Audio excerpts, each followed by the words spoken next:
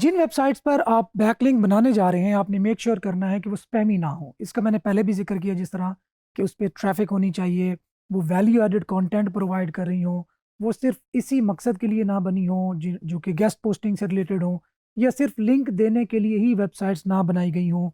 कोई स्पैमी सा PBN again जिक्र करना पड़ता है क्योंकि ये बहुत इंपॉर्टेंट लेक्चर है, वो ना हो। आप किसी भी वेबसाइट का जिस पे लिंक प्लेस करने जा रहे हैं, उसका मोज का स्पैम स्कोर भी चेक कर सकते हैं। दो कि ये इतना बड़ा एक इंडिकेटर नहीं है कि आपको क्लियरली पता चल जाएगा कि वो वेबसाइट स्पैम है या नहीं है, पर समहाउ हमें किसी ना किसी तौर पे टूल्स पे रिलाय करना पड़ता है। स्पेशली जब हम न्यू भी होते हैं, हमें चीज़ों का बहुत ज़्यादा इन डेप्थ आइडिया नहीं होता कि ये सारा सिस्टम चल कैसे रहा होता है, तो उस वक्त हमें टूल्स पे बहुत ज़्यादा रिलाय करना पड़ता है। ग्रेजुअली जब हमारी अंडरस्टैंडिंग इस सिस्टम के साथ बढ़ती है, तो फिर हमें डेफिनेटली वो जो रिलाय होता है टूल्स पे, वो कम से कम होता जाता है। तो अच्छा, अब हम करेंगे क्या? एक्चुअली हम करेंगे ये कि हम अपने कंपैटिटर्स को किसी एक टूल में पुट करेंगे और उसकी रिवर्स इंजीनियरिंग करेंगे। उसको हम देखेंगे कि इस वेबसाइट ने कहाँ कहाँ पे बैकलिंक्स बना रखे हैं, किस तरीके से बैकलिंक बना रखे हैं। क्या हम भी उन सोर्सेज पे जाके वेबसाइट जिनसे वो बैकलिंक ले रहा है हमारा कंपैटिटर, क्या हम भी वहाँ से बैकलिंक ले सकते हैं? क्या ऐसा पॉसिबल है? इस काम के लिए आप मोज यूज़ कर सकते हैं, सेमरश यूज़ कर सकते हैं, लेकिन मोस्ट इफेक्टिव जो इसके लिए प्लेटफॉर्म है, टूल है, वो है AHREFS। एच बोलता हूँ मैं, तो आप इसको यूज़ करें अगर आप ये अफोर्ड कर सकते हैं तो। डेफिनेटली थोड़ा सा महंगा है, इवन अगर आप कुछ लोग मिल के भी लें फिर भी महंगा ही पड़ता है। तो खैर, लेकिन इससे ज़्यादा इफ़ेक्टिव कोई प्लेटफॉर्म है नहीं, तो हमें ये यूज़ करना पड़ेगा। यही सेम काम जो मैं यहाँ पे अप्लाई करने जा रहा हूँ, आप मोज और सेमरश के थ्रू भी अचीव कर सकते हैं। ओके, तो हम सबसे पहले आएंगे AHREFS पे, AHREFS.com पे। यहाँ पे हमें डैशबोर्ड दिख रहा होगा। जब लॉगिन करेंगे, डेफिनेटली हमें पेड अकाउंट चाहिए। साइट एक्सप्लोरर पे आप क्लिक कर देंगे। ओके, साइट एक्सप्लोरर, सबसे पहले मैं आपको एक दफ़ा फिर एक छोटा सा ओवरव्यू दे दूं कि AHREFS क्यों एक लीडिंग टूल है, क्यों कोई बाकी टूल इसके करीब करीब भी नहीं आ रहा। क्योंकि इसके जो क्रॉल्ड पेजेस हैं, जो इसके इंडेक्स में हैं, वो 412 बिलियन पेजेस हैं। 7 बिलियन पेजेस ये डेली क्रॉल करता है। 3.53 ट्रिलियन एक्सटर्नल बैकलिंक्स का डेटा इसके पास है। 27.47 ट्रिलियन इंटरनल बैकलिंक्स का डेटा है, और तकरीबन 508 मिलियन कीवर्ड्स का डेटा AHREFS के पास है। तो डेफिनेटली जब इतना ज़्यादा डेटा किसी टूल के पास होगा, तो वो आपके टूल को, आपकी साइट के डेटा को एनालाइज ज़्यादा बेहतर तरीके से कर सकता है, कंपैरिजन बेहतर तरीके से कर सकता है, और उसका डेटा हमें फाइनल फॉर्म में बेहतर तरीके से डिस्प्ले करवा सकता है, रिपोर्टिंग अच्छी कर सकता है। अच्छा, सबसे पहले आपने साइट एक्सप्लोरर में गए, अब आप जाएंगे google.com पे। आप यहाँ पे सर्च करेंगे जो आपकी मेन निश है, या आपका जो मेन कंपैटिटर है, उसको फाइंड आउट करने के लिए मैं यहाँ पे देखता हूँ। मैं यहाँ पे अपने मेन कीवर्ड को best telescopic fishing rod let's suppose, इसको मैं सर्च करता हूँ, और मैं ये देखता हूँ कि कौन सी ऐसी वेबसाइट्स हैं जो एग्जैक्टली मेरी कंपेटिटर्स हैं।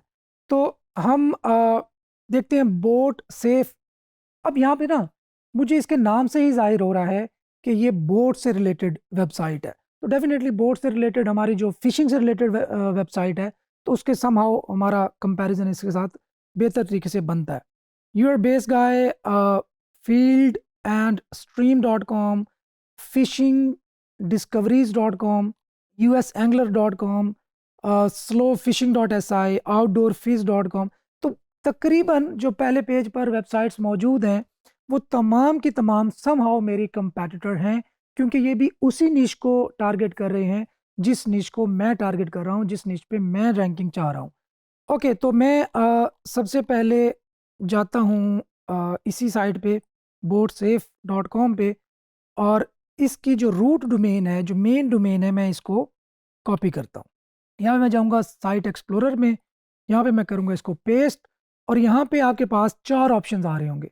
एक होगा एग्जैक्ट यूआरएल, एक होगा प्रीफिक्स, एक होगा डोमेन स्लैश स्टैटिक, और दूसरा होगा static dot domain slash static. अच्छा, इन चारों में डिफरेंस क्या है मैं बता देता हूँ।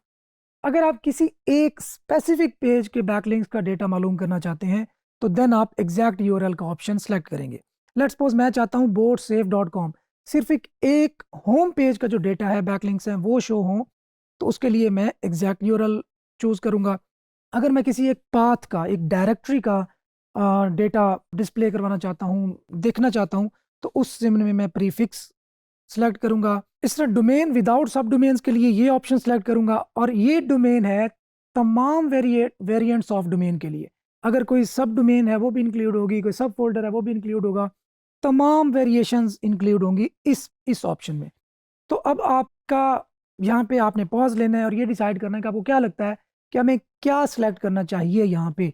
तो डेफिनेटली हमें या तो ये सिलेक्ट करना चाहिए या ये एंड वाला सिलेक्ट करना चाहिए, तो दोनों फाइन है। अब मैं यहाँ पे सर्च करता हूँ, अब मेरे पास ओवरव्यू आ गया इस साइट का। अच्छा, अब मैं देखता हूँ कि इस साइट का जो डीआर है, डोमेन रेटिंग है, वो 66 है। 66 एक बहुत तगड़ी डोमेन रेटिंग होती है किसी भी वेबसाइट के लिए। तो इसको अगर मैं डायरेक्ट compete करना चाहूँगा तो शायद ये एक बेहतर ऑप्शन ना हो। तो मैं कुछ ऐसा कंपेटिटर ढूंढने की कोशिश करूँगा कि मेरा जो पहला कंपेटिटर हो वो ऐसा हो जो थोड़ा वीक हो। अब इस वीक कंपेटिटर को ढूंढने के लिए मैं Ahrefs की जो टूल बार है वो भी यूज़ कर सकता हूँ। जिस तरह आपको याद होगा हमने मोज बार यूज़ की थी, इसी तरह Ahrefs की भी एक टूल बार होती है, वो आप यूज़ कर सकते हैं। उसमें भी जो गूगल का सर्प है, सर्च इंजन रिजल्ट पेज है, वहीं पे ही आपको DRB शो कर देगा Ahrefs। अगर मैं मैनुअली फिर देखना चाहता हूँ तो डेफिनेटली फिर मुझे मैनुअली DR देखना पड़ेगा, और मैं कोशिश करूँगा कि ऐसी DR वाली डोमेन को अपना पहला कंपेटिटर या बुनियादी कंपेटिटर मानूं जिसका DR 35 या 30 से कम कम हो या इससे भी कम हो, ताकि एक वीक कंपेटिटर के साथ मैं compete करूं।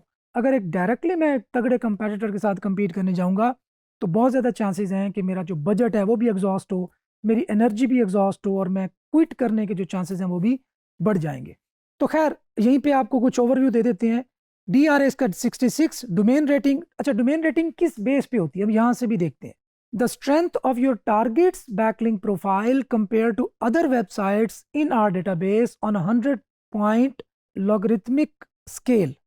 अच्छा, वो कहता है कि आपकी जो ये प्रोफाइल है, इसकी बैकलिंक की जो प्रोफाइल है इस वेबसाइट की age compare to other website जो कि Ahrefs के पास हैं, उसको कंपैरिजन करने की बेस पर इसकी जो रेटिंग बनती है वो 66 है, डोमेन रेटिंग। मतलब इसकी जो बैकलिंक्स के स्ट्रेंथ है, अगर मैं इन सादा अल्फाज में बयान करूं तो वो 66 है आउट ऑफ 100। तो 66 अच्छी खासी होती है। अच्छा, बैकलिंक्स की बात आती है तो 75,000 बैकलिंक्स हैं, दैट्स ह्यूज। इसी तरह रेफरिंग डोमेन्स 6.3K।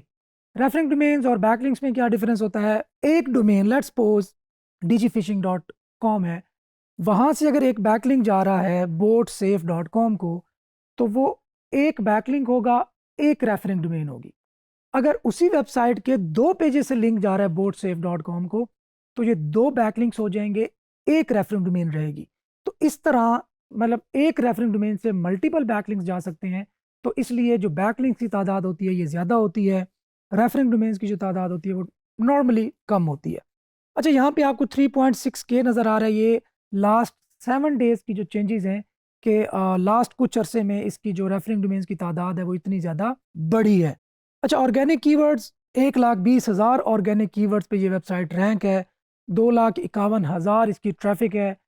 आपको याद होगा मैंने बताया था कि Ahrefs की जो ये ऑर्गेनिक ट्रैफिक के स्टैट्स हैं ये कम होते हैं एक्चुअल ट्रैफिक से। तो खैर अब आप यहाँ से अंदाज़ा लगा सकते हैं कि कितना हैवी, ये कितनी बड़ी वेबसाइट है और कितनी ज़्यादा इसकी अर्निंग होगी। नीचे आते हैं, देखते हैं traffic share by country. United states सबसे टॉप पे है और 81% जो ट्रैफिक है इस वेबसाइट की वो USA से है। इस तरह ऑर्गेनिक पेजेस बाय ट्रैफिक, खैर pages with 1K to 5K traffic इतने हैं, टोटल ट्रैफिक इतनी है, और ये सारा कुछ कंपैरिजन आपको बता रहा है। अच्छा, ये है ओवरव्यू 2.0। अगर हम जो इसका ओल्ड डैशबोर्ड था Ahrefs का वो देखते हैं ओवरव्यू, तो उसमें हमें मजीद भी कुछ डेटा शो करवा रहा होगा। अच्छा, आप यहाँ पे देखें थोड़ा सा डिफरेंस भी है। रेफरिंग डोमेन्स वहाँ पे कुछ थी, यहाँ पे कुछ हैं, तो ये नॉर्मल है, मतलब इसमें आपने परेशान नहीं हो जाना, घबराना नहीं है, क्योंकि कुछ जो रिजल्ट्स होते हैं वो कैश्ड होते हैं, मतलब पुराने पड़े होते हैं, तो उनको डिस्प्ले करवा देता है। ये मामूली चीज़ें हैं, इन पे आपने बहुत ज़्यादा बॉदर नहीं करना। अब यहाँ पे देखें ना, ऑर्गेनिक कीवर्ड्स की भी तादाद यहाँ पे डिफरेंस है, और ऑर्गेनिक ट्रैफिक की जो यहाँ पे नंबर्स हैं वो भी डिफरेंट है। अब यहाँ पे देखें, यहाँ पे बैकलिंक्स की जो तादाद बता रहे हैं 620 बैकलिंक्स बढ़े हैं लास्ट 7 डेज में। ओके, बैकलिंक प्रोफाइल ये चल रही है। रेफरिंग डोमेन्स आप देखें कि पिछले 1 साल के अंदर जो इसकी रेफरिंग डोमेन्स है वो बहुत तेज़ी के साथ इंक्रीज हुई हैं, तकरीबन 3K टू 7.5K तक, ओवरऑल तकरीबन 7K तक गई है, तो डबल हुई है 1 साल के अंदर अंदर। तो अब यहाँ से ना हमारे लिए लर्निंग के लिए बहुत कुछ है। हम लर्न क्या कर रहे हैं, हम बड़े जाइंट्स से लर्न ये कर रहे हैं कि आपने अपनी बैकलिंक की जो प्रोफाइल है, बैकलिंक बनाने की जो वेलोसिटी है वो कितनी रखनी है। अब यहाँ पे आप देखो कि इसने बिल्कुल स्टार्ट लिया 2014 2013 से भी पहले, अब वो ग्रेजुअली आराम आराम से बनाता जा रहा है, और तकरीबन 6 साल बाद आके उसने अपनी बैकलिंक प्रोफाइल को इंक्रीज किया। तो अब आपको ये भी तसल्ली हुई होगी कि अगर ये वेबसाइट इतनी टॉप पे है, इतने कीवर्ड्स पे भी रैंक कर रही है, तो उसके पीछे वजह ये है कि उसने थॉरोली और बहुत over the past many years वो काम करता आ रहा है। इस वजह से उसकी जो रैंकिंग है वो भी सस्टेन्ड है, और उसकी ट्रैफिक जो है वो भी बढ़ रही है। खैर, domain rating etcetera, new and lost referring domains. New कि इतनी रेफरिंग डोमेन से लिंक आया, और इतनी रेफरिंग डोमेन से जहाँ से लिंक आ रहा था उनसे लिंक ड्रॉप हो गया। ये उस चीज़ की जो है ना वो इंटेंसिटी शो कर रहा है। नीचे है जी CTLD डिस्ट्रीब्यूशन।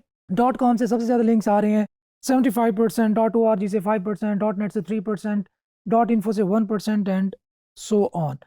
अब नीचे एंकर टेक्स्ट डिस्ट्रीब्यूशन, बहुत ही इंपॉर्टेंट और बहुत ही, जिसे मैं कहूँ टची टॉपिक है। इसको अगर आप इग्नोर कर दें और पूरी बैकलिंक प्रोफाइल आप स्टडी कर लें तो कोई फ़ायदा नहीं है, क्योंकि इसके अंदर आपने अगर कोई ऊपर नीचे काम कर दिया तो एंकर टेक्स्ट डिस्ट्रीब्यूशन बहुत डेंजरस चीज़ भी हो सकती है, और बहुत फ़ायदेमंद चीज़ भी हो सकती है। मतलब आपको करोड़पति भी बना सकती है, और आपकी वेबसाइट को हिट भी लगवा सकती है। तो इसमें आपने अंडरस्टैंड करना है इसको बड़ा डीपली। एंकर टेक्स्ट होता क्या है, हम किसी भी वेबसाइट पे जो लिंक लगा होता है और जो टेक्स्ट अपेयर होता है, जिस टेक्स्ट पर क्लिक करने से वो वेबसाइट ओपन होती है, वो कहलाता है एंकर टेक्स्ट।